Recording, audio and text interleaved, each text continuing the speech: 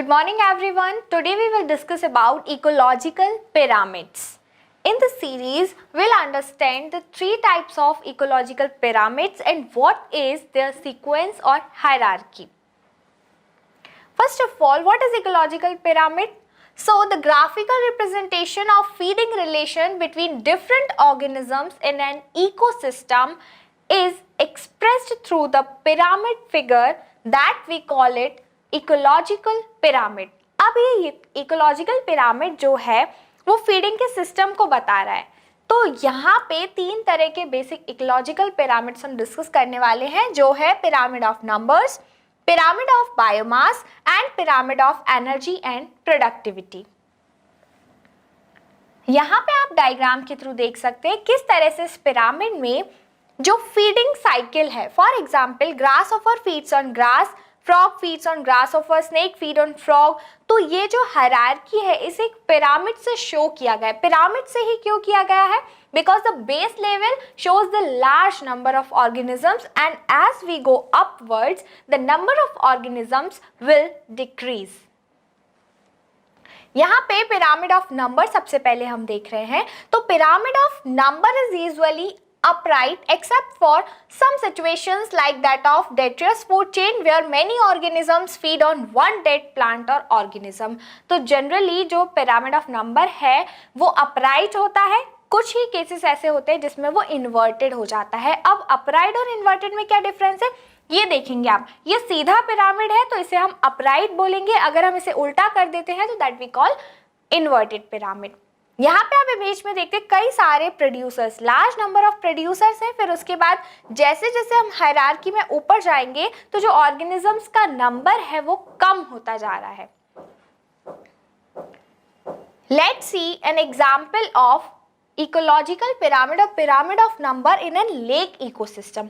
अब lake ecosystem में हम यहाँ पे देख रहे हैं तो यहाँ आप देखेंगे जो नंबर ऑफ ऑर्गेनिजम्स है वो नीचे से ऊपर जाने पर डिक्रीज हो रहे हैं। कैसे?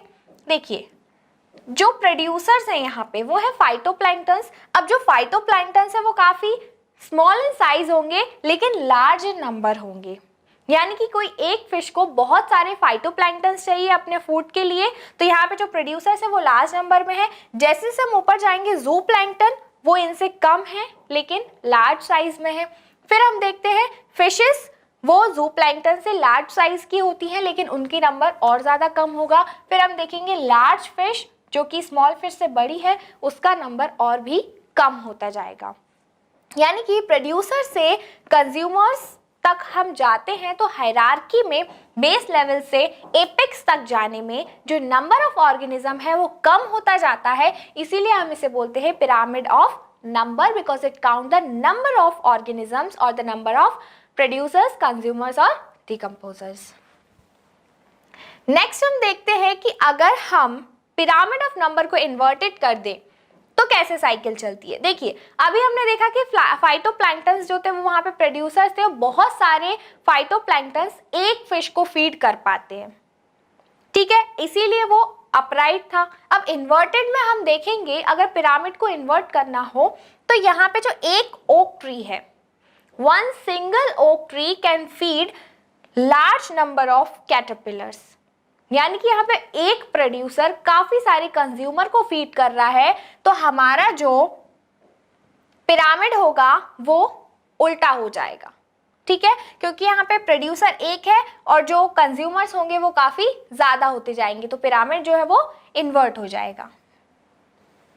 फिर हम देखते हैं पिरामिड ऑफ बायोमास। अब बायोमास क्या होता है? जो बायोलॉजिकल ऑर्गेनिजम्स हैं उनके मास के इंक्रीजिंग और डिक्रीजिंग लेवल के बेसिस पे हम पिरामिड ऑफ बायोमास बनाते हैं। अब यहाँ पे देखिए, mass is the weight of something, so biomass is the total weight of living matter per unit area of an ecosystem. एक पर्टिकुलर यूनिट एरिया में कितने ज्यादा लिविंग मैटर है, उनका वेट क्या है, उसे हम पिरामिड ऑफ बायोमास में शो करते हैं। फॉर एग्जाम्पल, अब यहाँ पे जो बायोमास पिरामिड है वो भी दो तरह का होगा। सबसे पहले हम देख रहे हैं अपवर्ड पिरामिड या अपराइट। तो अपवर्ड में क्या होगा? They are at the maximum level of the ecosystem. The biomass of the next higher trophic level is secondary consumers which is less than the primary consumer. यानी कि अब upright है तो यहाँ पे प्रोड्यूसर्स ज़्यादा होंगे और कंज्यूमर धीरे धीरे कम होते जाएंगे, बेस लेवल में ज़्यादा क्वांटिटी होगी और एपेक्स तक पहुँचते पहुँचते वो जो बायोमास है वो कम होता जाएगा। यहाँ पे आप देखेंगे प्रोड्यूसर्स 1000 kg वो कितने हर्बीवोर्स को फीड कर पा रहे हैं, अगर दो को फीड कर पा रहे हैं तो लेट्स से उनका जो बायोमास है वो सिर्फ 100 kg है, यानी कि 1000 kg प्रोड्यूसर सिर्फ 100 kg हर्बीवोर्स को फीड कर पा रहे हैं। इसीलिए यहाँ पे जो मास है वो सबसे लोअर ट्रॉपिक लेवल से जैसे से एपेक्स में जाएंगे वो कम होता जाएगा। 1000 kg था, 100 kg हो गया, 10 kg हो गया, 1 kg हो गया, यानी कि यहाँ पे प्रोड्यूसर से कार्निवोर तक पहुंचते पहुंचते जो बायोमास है वो कम होता जाता है। यानी फीडिंग साइकिल में हम यहाँ अपवर्ड पिरामिड के शेप में इसको देख सकते हैं। नेक्स्ट हम देखेंगे इन्वर्टेड। अब इन्वर्टेड में क्या होगा, this pyramid may be in the inverted form as the producers are very tiny phytoplanktons. Example में आप देख रहे हैं फिगर में कि यहाँ पे जो प्रोड्यूसर्स है वो फाइटोप्लैंक्टन्स हमने कंसीडर किए हैं। अब फाइटोप्लैंक्टन्स का जो वेट होगा, जो बायोमास होगा वो कितना है, 4 ग्राम पर मीटर स्क्वायर। एक पर्टिकुलर एरिया में बायोमास हमें देखना है, तो यानी कि उनका साइज बहुत छोटा है। उनको फीड करने वाली कौन है, हर्बीवोर्स, यानी कि हर्बीवोर फिशेस। तो उन फिशेस का जो साइज है, जो बायोमास है वो पर मीटर स्क्वायर में है 8 ग्राम। उसके बाद उनको कौन फीड कर रहा है, कार्निवोर फिशेस, बड़ी मछलियां, उनका जो बायोमास है वो है 12 ग्राम पर मीटर स्क्वायर। यानी कि प्रोड्यूसर्स का जो बायोमास है वो कम है और टॉप कार्निवोर का जो बायोमास है वो धीरे धीरे बढ़ता जा रहा है। अब यहाँ पे जस्ट अपोजिट हो गया लास्ट वन का, यानी कि वहां पे प्रोड्यूसर का ज्यादा था और यहाँ पे कार्निवोर का ज्यादा है, इसीलिए जो पिरामिड है वो कैसा हो गया, इन्वर्टेड। यानी बायोमास के अकॉर्डिंग इनकी जो फूड साइकिल है उसके अकॉर्डिंग यहाँ पे इन्वर्टेड पिरामिड हमें देखने को मिल रहा है। फिर हम देखते हैं pyramids of energy and productivity. Energy and productivity में क्या होगा, सबसे पहले हमने अपने पिछले वीडियोस में देखा था कि एनर्जी का जो मेन सोर्स है वो सन है और सन की एनर्जी किसके पास आती है, प्लांट्स या फिर प्रोड्यूसर्स के पास। अब प्लांट्स के पास वो एनर्जी जिस क्वांटिटी में आती है, let's say 1000 kilo calorie I, तो अब उन प्रोड्यूसर से उस एनर्जी को कौन कंज्यूम करेगा, प्राइमरी कंज्यूमर, और उनसे कौन करेगा, सेकेंडरी कंज्यूमर, उनसे कौन करेगा, tertiary consumer.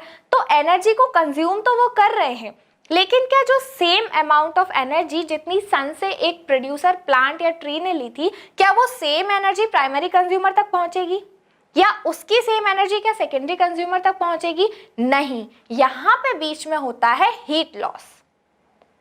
We know that energy जो है वो एक फॉर्म से दूसरे फॉर्म में कन्वर्ट हो जाती है और एटमॉस्फेयर में रिलीज हो जाती है। तो यहाँ पे जो प्रोड्यूसर्स हैं उनको जब प्राइमरी कंज्यूमर फीड करेंगे तो कुछ एनर्जी जो है वो एज अ हीट लॉस हो जाएगी। अब जो एनर्जी प्राइमरी कंज्यूमर तक पहुंचेगी वो प्रोड्यूसर्स की एनर्जी का सिर्फ 10% होगी, यानी एक ट्रॉफिक लेवल से दूसरे ट्रॉफिक लेवल पे सिर्फ 10% एनर्जी ही पहुंचती है।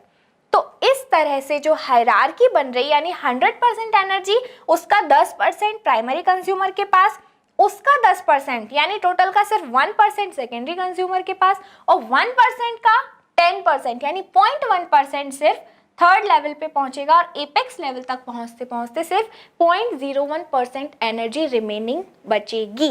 तो इस तरह से जो पिरामिड है वो डिक्रीज्ड लेवल ऑफ एनर्जी को शो कर रहा है, इसीलिए हमने उसको नाम दिया pyramid of energy and productivity. तो ये आज हमने देखा एनर्जी पिरामिड्स या इकोलॉजिकल पिरामिड्स, जिसमें हमने बेसिक 3 पार्ट समझे, pyramid of number, pyramid of biomass and pyramid of energy. तो ये था आज का हमारा लेक्चर। नेक्स्ट वीडियो में हम देखेंगे बायो एक्यूमुलेशन क्या होता है और बायो मैग्निफिकेशन क्या होता है। Thank you so much friends, be in touch with us.